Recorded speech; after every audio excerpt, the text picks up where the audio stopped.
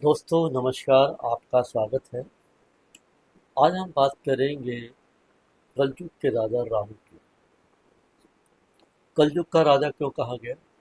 क्योंकि कलयुग छल, कपट, धोखा और राहु क्या है?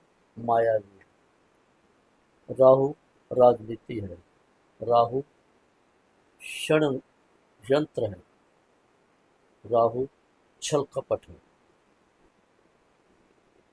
अब राहु आ चुके हैं कर्क राशि में, आपके 8वें भाव पर।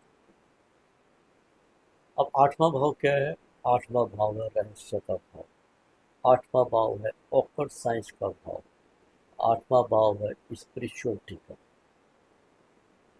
तो राहु जिस भाव में होते हैं, जिस ग्रह में होते हैं, वह वैसा ही बर्ताव करते हैं। तो यहाँ राहु थोड़ा सा संतोष करना ही पड़ेगा राहु को।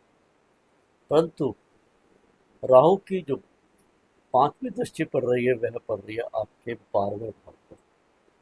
12वां भाव विदेश का भाव, व्यय का भाव, इन्वेस्टमेंट का भाव। विदेश से आपको लाभ हो सकता है। विदेश यात्रा का आपको अवसर प्राप्त हो सकता है। जो लोग एक्सपोर्ट इंपोर्ट का काम करते हैं, उसके लिए यह बड़ा उत्तम संयोग है। वहीं इन्वेस्टमेंट पर भी आपका ध्यान रहेगा, जिससे आपके व्यय में भी, खर्चों में भी आपकी बढ़ोतरी होगी।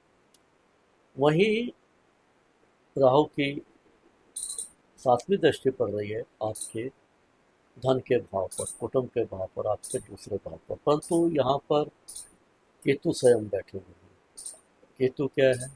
केतु संतोषी है। केतु भक्त है। केतु चाहते हैं मुक्ति।